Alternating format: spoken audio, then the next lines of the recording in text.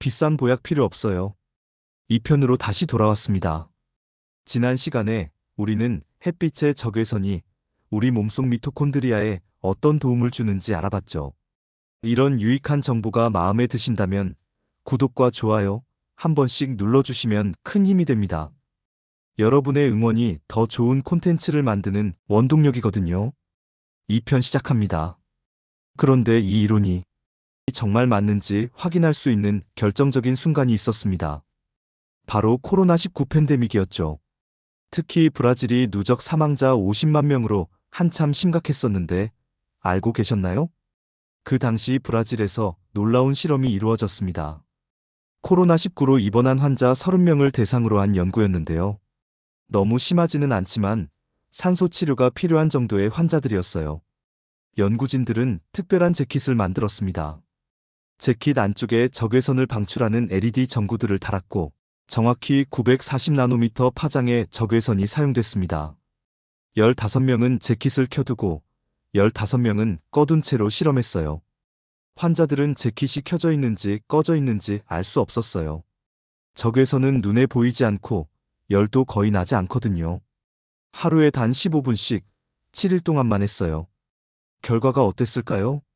모든 지표에서 통계적으로 유의미한 차이가 나타났어요. 혈중 산소 포화도가 올라갔고 숨쉬기가 편해졌어요. 백혈구 수치도 좋아졌고요. 가장 놀라운 건 입원 기간이었어요. 재킷을 끈 그룹은 평균 12일 입원했는데 재킷을 켠 그룹은 8일 만에 퇴원할 수 있었어요. 4일이나 빨리 말이에요. 하루 15분, 일주일만으로 4일을 단축시킨 거예요. 박사님이 이 연구 결과를 보시고는 확신하셨대요. 앞으로 코로나19 환자들은 무조건 밖으로 데리고 나가겠다고 말이에요. 그리고 실제로 기회가 왔어요. 몇 달 후 한 환자가 코로나19로 입원했어요. 분당 35리터의 100% 산소를 공급받고 있을 정도로 심각한 상태였어요. 중환자실로 올려야 할지 고민되는 상황이었죠. 박사님이 병실에 들어가셨는데 방은 완전히 어두웠어요. 블라인드가 내려져 있고 환자는 절망적인 표정으로 물어봤대요. 선생님, 제가 얼마나 더 살 수 있을까요? 박사님은 즉시 호흡치료사와 간호사를 불러서 말씀하셨어요. 이 환자를 밖으로 데리고 나가야 합니다. 다행히 맑고 화창한 날이었어요. 산소통 2개를 연결해서 휠체어에 태우고 밖으로 나갔어요. 첫날 이후 산소 공급량이 35리터에서 15리터로 줄었어요. 그 다음 날엔 12리터, 그 다음 날엔 8리터, 또 그 다음 날엔 5리터. 5일 만에 산소 없이 퇴원하셨어요. 물론 이건 한 사례일 뿐이에요. 과학적 결론을 내리려면 더 많은 연구가 필요하죠. 하지만 15에서 20분 정도 햇빛 쬐는 것에 큰 위험은 없잖아요. 그런데 여러분, 더 흥미로운 연구들이 있어요. 유럽에서 2020년 가을 코로나19 대유행 패턴을 조사했더니 놀라운 사실을 발견했어요. 기온이나 습도와는 관계없이 위도에 따라 순서대로 확산됐다는 거예요. 핀란드에서 시작해서 유럽 전체로 내려오면서 가장 마지막이 그리스였어요. 마치 햇빛이 남반구로 이동하면서 유럽의 그림자가 드리워지는 순서와 정확히 일치했어요. 호주에서는 어땠을까요? 호주의 겨울인 6에서 7월에 가장 많은 사망자가 발생했어요. 12월 크리스마스 때가 아니라 말이에요. 12월은 호주의 여름이거든요. 에딘버러 대학교에서는 미국과 영국, 이탈리아에서 같은 연구를 했어요. 햇빛이 많은 지역일수록 코로나19 사망률이 낮다는 결과가 나왔어요. 비타민 D와는 별개로 말이에요. 연구진들은 논문에서 이렇게 썼어요. 만약 이것이 인과관계가 있다면 공중보건적인 개입 방안을 수립해야 한다. 우리나라도 비슷한 패턴을 보였죠. 겨울철에 환자가 급증했고 여름에는 상대적으로 안정적이었어요. 그런데 정말 놀라운 연구가 하나 더 있어요. 스웨덴에서 20년간 3만 명의 여성을 추적 조사한 연구인데요. 햇빛을 많이 받은 그룹, 적당히 받은 그룹, 거의 받지 않은 그룹으로 나누어서 20년 동안 지켜봤어요. 결과가 충격적이었어요. 햇빛을 가장 많이 받으면서 담배를 피우는 여성과 햇빛을 거의 받지 않으면서 담배를 피우지 않는 여성의 사망률이 비슷했어요. 다시 말해서 햇빛을 안 쬐는 것이 담배를 피우는 것만큼 위험할 수 있다는 뜻이에요. 영국에서는 이 연구를 10배 확대해서 40만 명을 대상으로 했는데 같은 결과가 나왔어요. 흥미롭게도 피부암 발생률은 증가하지 않으면서 다른 모든 질병으로 인한 사망률은 감소했다고 해요. 물론 이런 연구들은 아직 더 많은 검증이 필요해요. 그리고 개인차도 있을 거고요. 하지만 점점 많은 보건 당국들이 햇빛을 무조건 피하라는 기존 지침을 재검토하기 시작했어요. 21세기의 괴혈병이 햇빛 부족일 수도 있다는 박사님의 말씀이 계속 머릿속에 맴도네요. 300년 전 선원들이 레몬 한 조각으로 괴혈병을 예방했듯이 지금 우리에게는 하루 15분의 햇빛이 그런 역할을 할 수 있을지도 모르겠어요. 여러분이 지금 계신 곳이 실내라면 창문 너머로 보이는 햇빛을 바라보세요. 그 빛이 창문을 통과해서 여러분께 닿을 수는 있지만 치유의 적외선은 대부분 유리에 막혀버려요. 가능하면 잠깐이라도 밖으로 나가보세요. 우리 몸속 수십조 개의 작은 발전소들이 여러분을 기다리고 있을 거예요. 지금까지 우리는 햇빛이 우리 몸에 어떤 놀라운 일들을 해주는지 알아봤어요. 미토콘드리아를 활성화시키고 면역력을 높이고 심지어 수명까지 연장시킬 수 있다는 연구들을 살펴봤죠. 그럼 이제 가장 중요한 질문이 남았어요. 구체적으로 어떻게 해야 할까요? 박사님께서 실용적인 가이드를 제시해 주셨는데요. 정말 간단하면서도 과학적인 방법들이에요. 먼저 시간대부터 얘기해 볼까요? 가장 좋은 시간은 언제일까요? 아침과 저녁이에요. 해가 뜨고 지는 시간 말이죠. 왜 그럴까요? 해가 낮게 떠 있을 때는 자외선이 대기를 비스듬히 통과하면서 많이 걸러져요. 하지만 적외선은 파장이 길어서 잘 통과하거든요. 그러니까 자외선으로 인한 피부 손상은 최소화하면서 적외선의 혜택은 최대한 받을 수 있는 거죠. 정오쯤에는 어떨까요? 적외선은 가장 많이 받을 수 있지만 자외선도 강해져요. 햇빛에 익숙하지 않으신 분들은 피하시는 게 좋겠어요. 시간은 얼마나 될까요? 글렌 제프리 교수의 연구에 따르면 15-20분이면 충분해요.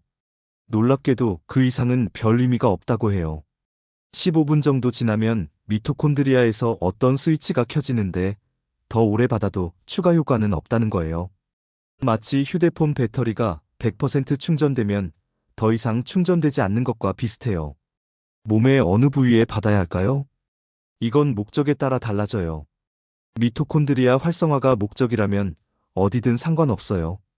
등에만 받아도 전신에 효과가 나타난다는 연구 결과가 있거든요. 하지만 생체 리듬 조절이 목적이라면 눈으로 받아야 해요. 뇌에 있는 생체 시계는 눈을 통해 들어오는 빛으로 조절되거든요. 물론 안전이 우선이에요. 갑자기 강한 햇빛에 오래 노출되면 화상을 입을 수 있어요. 처음에는 짧은 시간부터 시작해서 점차 늘려가세요. 그리고 정오의 강한 햇빛에서는 모자나 적절한 의복으로 보호하시는 것도 중요해요. 그런데 선생님, 저는 영국에 살고 있어요. 하루 종일 흐린 날이 대부분인데 어떻게 하죠? 저는 병원에서 일해서 아침 7시부터 저녁 7시까지 실내에 있어요. 이런 분들을 위한 대안이 있어요. 먼저 날씨가 흐린 지역부터 말씀드릴게요. 구름은 물 분자로 이루어져 있어서 적외선을 많이 흡수해요. 하지만 완전히 차단하지는 못해요. 흐린 날에도 실내보다는 실외가 훨씬 많은 적외선을 받을 수 있어요. 그러니까 완전히 포기하지 마시고 흐린 날에도 잠깐이라도 밖으로 나가보세요. 그리고 SAD 램프라는 게 있어요. 시저널 어펙티브 디소더, 계절성 우울증을 위한 조명이에요. 이건 주로 생체 리듬 조절과 우울감 완화에 도움이 돼요. 1만 룩스 정도의 밝은 빛으로 얼굴에서 30에서 40cm 떨어뜨려 놓고 20분 정도 쬐면 돼요. 시중에서 2, 3만 원 정도에 구입할 수 있어요. 다만 이건 미토콘드리아 활성화 효과는 없어요. 그냥 뇌의 지금이 낮이다라고 알려주는 역할만 해요. 요즘 적색광 치료기도 인기가 많죠? 얼굴에 쓰는 마스크형이나 전신용 패널까지 다양해요. 글렌 제프리 교수 연구에 따르면 670나노미터 파장의 적색광이 미토콘드리아 효율을 실제로 개선시킨다고 해요. 3분만 눈에 비춰도 시력이 개선되고 등에 비추면 혈당 조절에도 도움이 된다는 연구가 있어요. 다만 이미 충분한 햇빛을 받고 계신다면 추가 효과는 제한적일 수 있어요. 괴혈병에 걸린 선원에게는 레몬이 생명을 구하지만 이미 비타민C가 충분한 사람에게는 레몬을 더 먹어도 큰 변화가 없는 것과 같은 이치예요. 실내에서 보내는 시간이 많은 분들을 위한 팁도 있어요. 현대의 LED나 형광등은 에너지 효율을 위해 파장 범위가 아주 좁아요. 인류 역사상 처음으로 우리는 적색광 없이 청색광만 받고 있는 거예요. 캔들이나 백열등을 켤 때는 항상 전체 스펙트럼을 받았거든요. 가능하다면 백열전구를 구해서 사용해 보세요. 요즘은 일반 조명용으로는 구하기 어렵지만 특수 용도용은 아직 구할 수 있어요. 창문을 통한 햇빛은 어떨까요? 아쉽게도 대부분의 현대식 창문은 적외선을 차단하도록 설계돼 있어요. 특히 남부지방의 건물들은 냉방비 절약을 위해 적외선 차단 필름을 붙여놔요. 그러니까 창가에 앉아 있는 것보다는 직접 밖으로 나가시는 게 훨씬 효과적이에요. 마지막으로 생체 리듬 얘기를 해볼게요. 아침에 밝은 빛을 받으면 생체 시계가 앞당겨져요. 저녁에 받으면 뒤로 밀려나고요. 그래서 시차 적응이나 수면 패턴 개선에 활용할 수 있어요. 밤에는 정반대예요. 밝은 빛을 피해야 해요. 우리 뇌는 빛을 보면 아직 낮이구나라고 착각해서 멜라토닌 분비를 멈춰버리거든요. 자, 그럼 내일부터 실천할 수 있는 간단한 방법들을 정리해 볼까요? 아침에 일어나서 커튼을 활짝 열고 창가에서 커피 한 잔. 점심시간에 15분 정도 밖에서 산책. 저녁에는 전자기기의 화면을 줄이고 조명도 어둡게. 흐린 날에도 포기하지 말고 잠깐이라도 밖으로. 여러분, 이 모든 게 거창한 장비나 큰 비용이 드는 건 아니에요. 그냥 매일 조금씩 자연과 함께하는 시간을 늘려가는 거예요. 우리 조상들이 수천 년 동안 해왔던 가장 자연스러운 일이거든요.